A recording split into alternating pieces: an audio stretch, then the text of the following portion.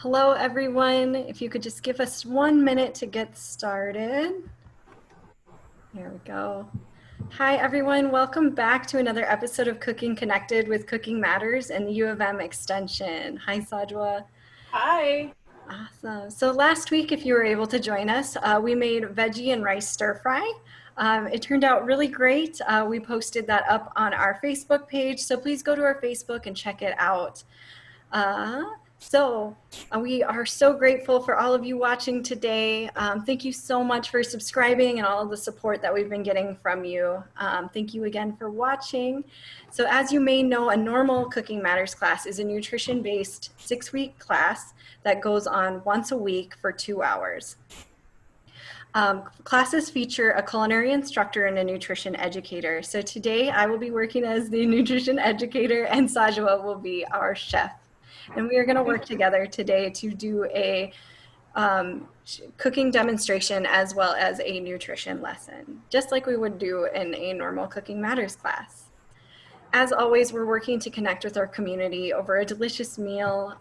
We're going to practice this new recipe together and hopefully share some tips and tricks on how we can eat healthy on a budget. So with that, I am hoping you guys can go ahead and take our survey for this as well, which we will post in the description today. So in the description, once we post, there will be a link to our survey. And if you could please take this just to help us continue on with this work and help us get our videos a little bit better every time. So we really appreciate that feedback. Here's our program code for today. All right, let's see, there we go. It's E as in elephant, 0967969. There we go. So if you could please take the survey, we would really appreciate it. Like I said, that's going to be in the description as well as the program code. We will also post the recipes in the description below. So with that, let's go ahead and get started. So I will go ahead and turn it over to Sajwa.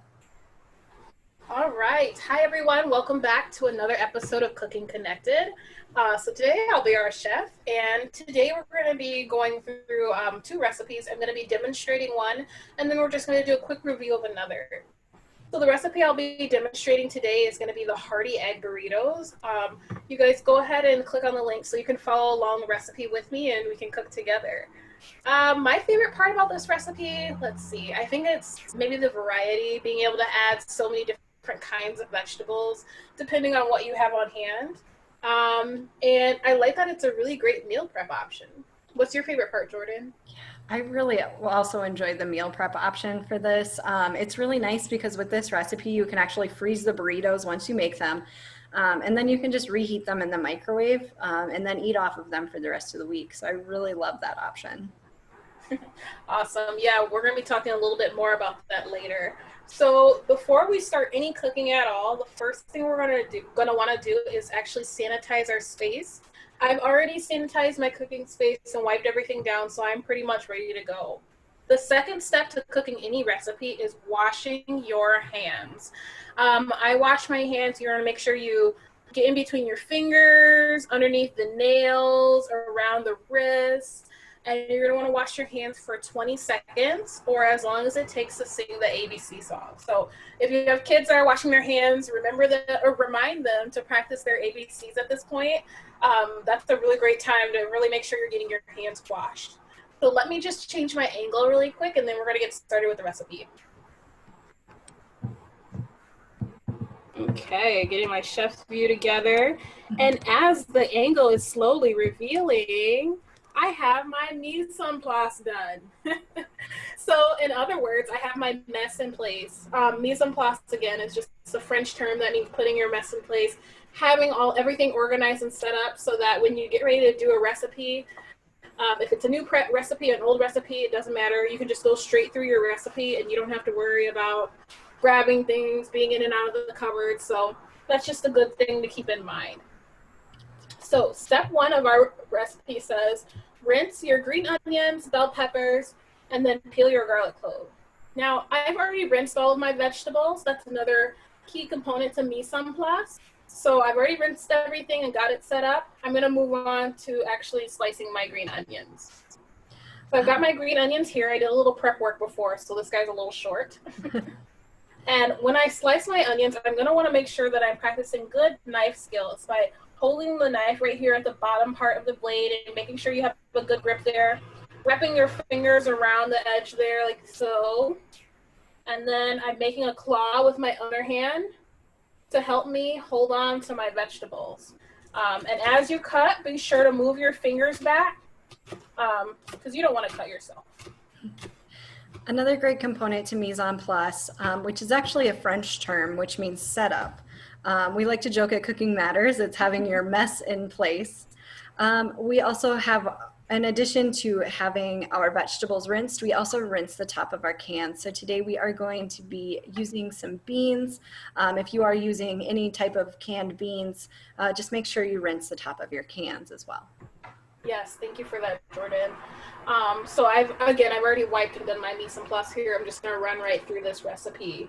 Another quick note about green onions actually is right here at the bottom, we've still got some roots here. If you like, you can put this in a container of water and the roots will allow more onion to grow. So if you want to get a little bit more out of your vegetables, this is a really great vegetable for that. I love that it has that feature and it's really fun for the kids. You can kind of see it sprouting out the top there. It's a really great thing for kids to kind of see where things come from. Great. So we've already done our onions. The next thing the recipe calls for is bell peppers. We're going to be dicing that.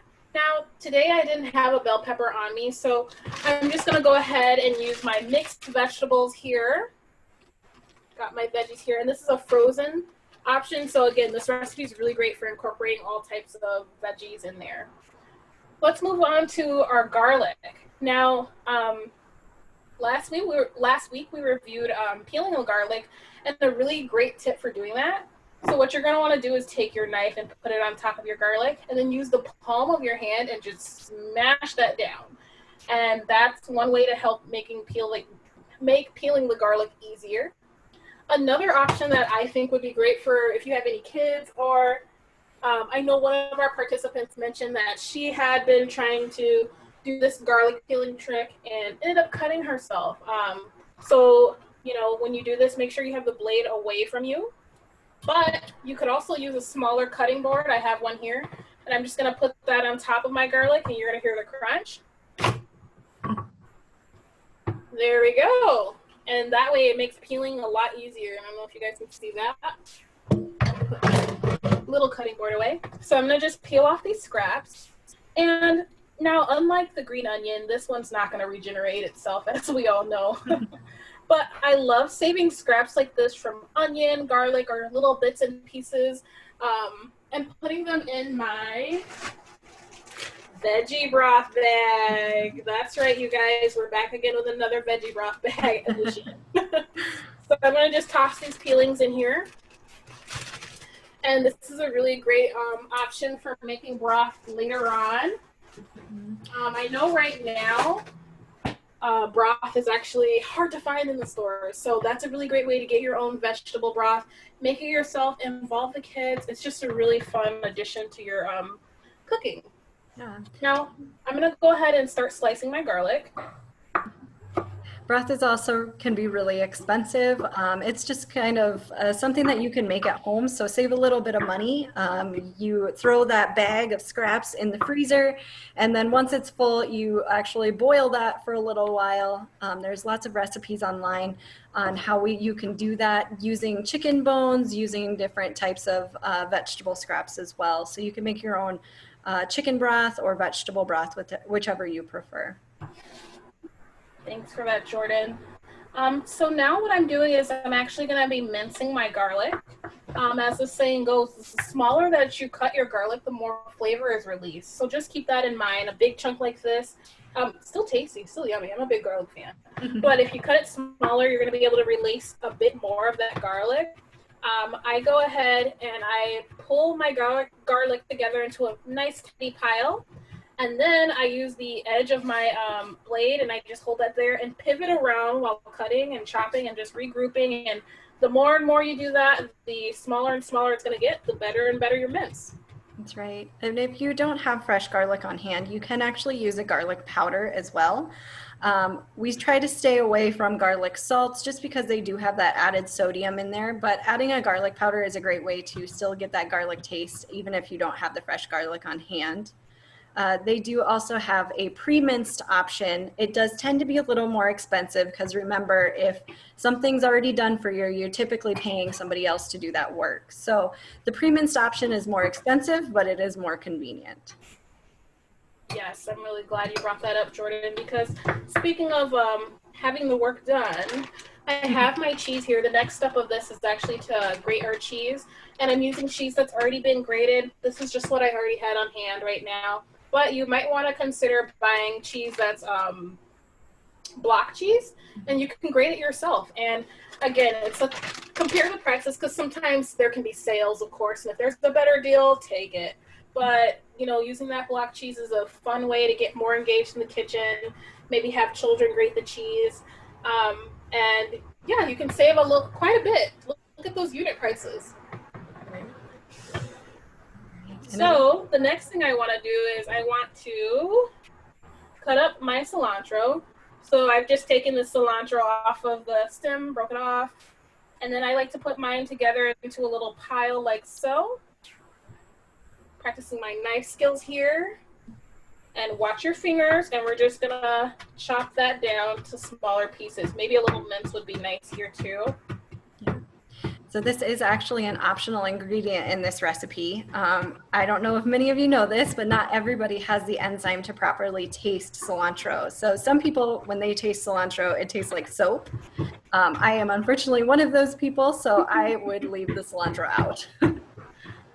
Yes, and I am one that loves the extra oomph that cilantro can bring to a recipe. It's actually one of my favorite little things to add in. So when I saw that as an option, I was like, I'll take it. Yeah.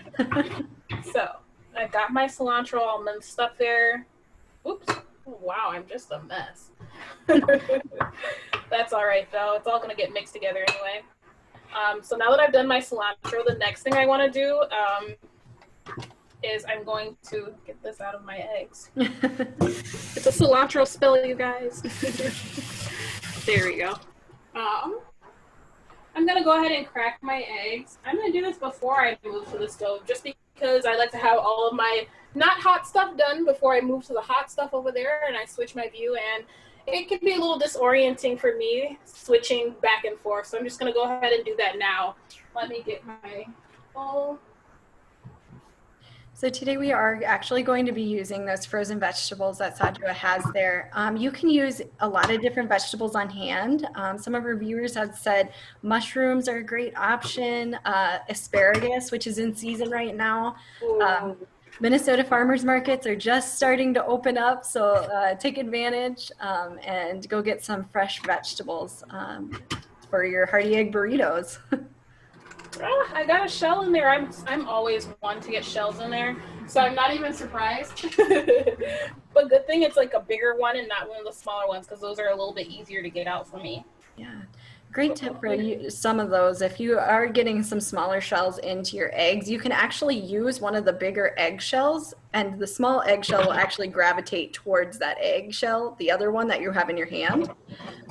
So if you constantly get eggshells in your eggs, you can actually use the other eggshells to get them out, if that makes sense. Oh my gosh, I love that tip. I actually wasn't aware of that. Thank you. Because that's helpful for a messy person like me. My eggshells get all over the place, I'm telling you. So to my cracked eggs, I'm going to be adding a 1/4 teaspoon of cumin. So let me just pull out my teaspoon here. I love the way cumin smells. So good. It's a really great addition to this recipe. If you like other seasonings and maybe you don't like cumin so much, you can definitely feel free to leave the cumin out and add a different season. I know we really like cayenne in this recipe, just kind of add a little bit more of a kick. Yes. And you can definitely add things like jalapenos to this recipe. And again, add more kick. Mm-hmm.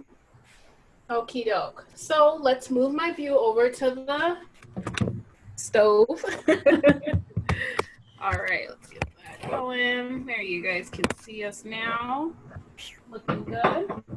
And now let's go back to the part of the recipe where we're going to be actually cooking our veg and such. Let me bring my vegetables over there. The first thing we're going to be doing is we're going to be cooking our onion, the yummy, yummy garlic we just cut up. We've got our beans, and then I've got my frozen veg. So over a medium heat, I'm just going to turn my heat on medium. Put a little bit of some, I have vegetable oil today. You can use other oils if you like. It's up to your preference. Yeah. So today we are using a bean. It looks like we've got some pinto beans that we are going to be throwing in this recipe. So this is a great way to actually add more protein into your diet is by adding beans. So we're going to be using those today. Something else I did want to mention real quick, if you are using frozen vegetables, those typically tend to have a little bit more water come out of them when you cook them. So just something to keep in mind. They might take a little bit longer to cook, but they tend to be a little bit cheaper when you're buying vegetables. So you can definitely pick up a frozen veggie blend like Sajwa has there, or you can pick up some vegetables that you enjoy yourself. All right. So I'm putting all of my ingredients into my pan. They're going to cook together really nice. Got my garlic. Oops, I better get all of these little guys out. I'm not missing a single one. There we go. Nice. And that's just going to be a moment to cook down. Great. Well, while we're watching that cook, we'll just talk a little bit about menu planning. So as we mentioned earlier, this is a really great recipe to prep ahead of time and kind of eat off throughout the week. So what you can actually do to further that is what's called menu planning, and that's exactly what it sounds like. It's planning your menu for however long. Usually I'll do it for about a week because I go to the grocery store once a week. So what you'll do, I have my own little menu planner here. This is just a menu that I put up on my fridge. So you'll see we're eating spaghetti on Monday. But I'll just sit down with my husband once a week and we talk about some recipes that we want to make, things that we want to eat that week, vegetables that we already have. So like for instance, right now I have a lot of chicken in my freezer. So we'll pick recipes to use up that chicken. So what we typically do is we'll go through and we'll pick 7 different recipes and then we'll make a grocery list for everything that we need. Then we'll actually go through our fridge, our freezer, our pantry, and we will cross off the things that we already have so we don't buy the same thing over again and waste our money. So it looks like we're adding some seasonings there. Yes, I am just now adding my cumin and my black pepper. Hopefully you guys can hear me over the sizzle of these vegetables. Yeah. This would be a great time to add other seasonings that we had mentioned, a little cayenne, like we said, give it a little bit of a kick. But exactly. Yeah. This recipe is a really great option to actually maybe prep on a Sunday night. You can have your kids help you with a lot of this stuff, rinsing off your vegetables if they're a little bit older, helping cook, or even cutting if they're old enough. It's never too early to get the kids in the kitchen to start learning how to cook themselves. Yeah, exactly. I think that's a really great point to make, Jordan. I really love how you and your husband do that together. I think that's a really awesome bonding thing to do, menu planning and then getting in the kitchen together to actually help cook and prepare those things for later in the week. Definitely. It's always really important to have the people in your household have a say in what they're eating. It kind of gives them a little bit of accountability there too. So yes. I've noticed a lot of the kids in our class, when they suggest a recipe, they get really excited when we make the recipe that they suggest, and they tend to try new things with it as well. So. Now, one more thing we forgot to mention actually about this recipe is that we went ahead and rinsed our beans. So we don't need to add any sodium to this. The beans I used were not low sodium this time. I was not able to find a low sodium option. So instead I went ahead and rinsed my beans off, and that helps get rid of a lot of that extra sodium. But that being in mind, I don't need to add any salt to this recipe. It comes out really well just with the seasonings and the spices that we add. So this is a great one for watching your sodium. If you're feeling like you do need to add a little salt to this recipe, just make sure that you add it towards the end, right when you're about to eat it. That's a really great tip for you salt lovers out there that are trying to cut down on all the salt that you're eating. If you add it right before you're about to eat it, you'll taste that a little bit more. If you're adding it when you're cooking, it kind of disperses throughout your dish, so you don't taste it quite as much. Ooh, it's looking great, Sajwa. Thank you, thank you. Yes, the next step of this recipe is to remove out our vegetables that we cooked there. So I got my veggies there hot and ready. And we're gonna go ahead and move on to scrambling our egg. You could scramble them together. I guess it all depends on the kind of vegetables that you're using. Today, for example, I have some frozen vegetables. So I went ahead and decided to scramble my eggs separately because the frozen vegetables would take a bit longer to cook. Also consider your egg preference style. I like my eggs scrambled hard. You may not like that. You might want eggs scrambled soft. So just think about that. But yes, you could cook them together. We had a viewer ask us that the other day. Yes, and when we've made this in in classes in the past, when we cook them together, the eggs kind of stick to your vegetables a little bit.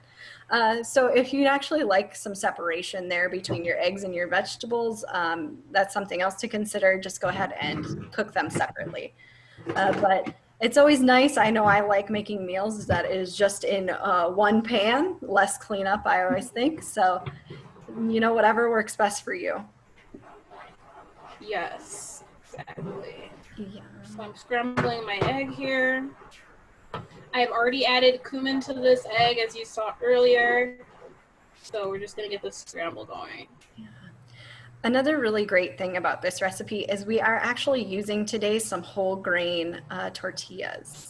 So this is a really great option to eat whole grains. They make you feel fuller longer. They've got a lot of health benefits because when they aren't removing all of the bran and everything. So there's a lot more B vitamins. And if you look down at the chef's view there, Sajwa's got our whole wheat tortillas. If you didn't tune in the last few weeks, we had mentioned how to tell if something was a whole grain.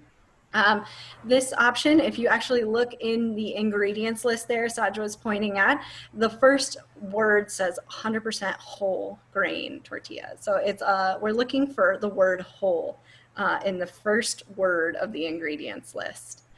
Another option is to actually look for, it's a whole grain stamp, and it's actually this little gold stamp that you'll see on a lot of different whole grain products. They're just starting to add these to some products, so you may not see them everywhere, but it's always best to look in the ingredients list and check for that word whole. So again, that needs to be the first word in the ingredients list. We're looking for whole grain. All right, so I'm just finishing up my scramble. Again, I like mine scrambled hard, so I like when they're kind of brown and but I know that's not everyone's forte. So you scramble your eggs to your liking. That's the wonderful thing about cooking your own meals and making recipes at home is that you get to adjust your food to your taste buds. If you like something like a tomato or a mushroom, you could add that to this recipe. You really get the option to customize things. So that's right. My eggs are about done here. I'm going to turn off my stove and we're going to just assemble the burritos really quickly. Beautiful. So like Sajwa was mentioning, recipes are really guidelines. So you can customize these recipes to however you want it. We always encourage our participants to try the recipe the way it was written the first time, just so you know how it tastes, and then adjust it afterwards. Adjust your seasonings, the ingredients, how you would like them. So for instance, in this recipe, you can add the cayenne, or like Sajwa was saying, you can add the mushrooms or asparagus or whatever you'd like as soon as you know what you want to change. Oh my goodness, you guys, I forgot to add the the cayenne, or not the cayenne, the cilantro. Wow, okay, so I have my cilantro. I can still sprinkle that in here with my eggs. Here you go. And you can always use the cilantro as the topping. A lot of times cilantro is in salsa, so that is perfectly fine to add as a topping as well. Yes, especially for a burrito dish like this. There you go, yeah. So we are going to assemble. We've got our whole grain tortilla. Make sure I'm in view here with you guys. There we go. And I'm going to put some of my egg with the cilantro, and it's all cooked up with that cumin in there too. That looks really good. Okay. Next, I'm going to be adding in my vegetables with the beans and all those seasonings. Is that in there? And I really wish there was like a smell-o-vision or something because it smells so good in here, you guys. You have no idea. And then the final thing, I'm just going to sprinkle a little bit of cheese on here. There we go. So, Jordan, do you want to do a MyCap replay for us? Yeah, so replay. my plate replay. There we go. There we go.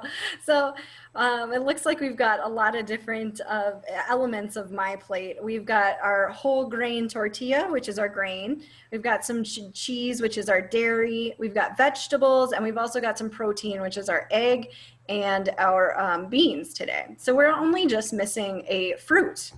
Some things that you can do to add that fruit into your diet is you can add a side of maybe some sliced bananas or sliced strawberries. One of our viewers said tomatoes a fruit, so you can go ahead and add some tomato to this, which would be a really great addition and make it really pop with all of those different colors as well. And then another thing we wanted to just make sure you're aware of, let me get my screen up. This recipe would go really good. We like to use a non-fat plain Greek yogurt as like a topping, like a sour cream substitute. So this recipe would go really good with that if you wanted to do that. You could try some salsas again, get that tomato in, got your fruit, full my plate. So consider that. So that marks the end of our hearty egg burritos. And I do want to show you our pumpkin muffins. Now I made these earlier today and I just love this recipe. Take a look at these beauties. Oh my goodness, yeah. It's so lovely. I love this recipe. One of my favorite things is that it uses whole grain flour, whole wheat flour, as well as all-purpose flour. So again, we're getting our grains in there and that's awesome.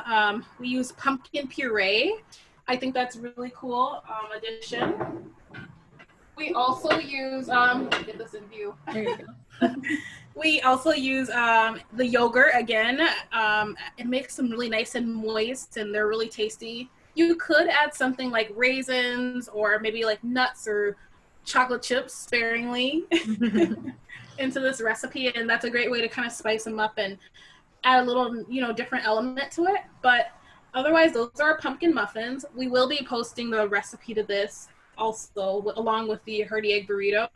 So there you go. Go ahead and try that out and then feel free to comment below or send us pictures of the recipes you guys make. Yes. So like Sandra was mentioning, all of our recipes will be posted in the description below along with that survey. So please do take the survey. We really do appreciate that feedback.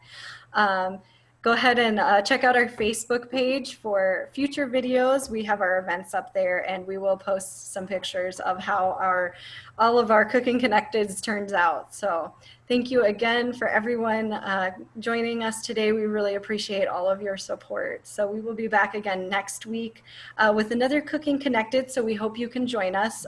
If you have any suggestions for any recipes that we should make in the future, please post those below, subscribe to our page, and thanks again for being with us.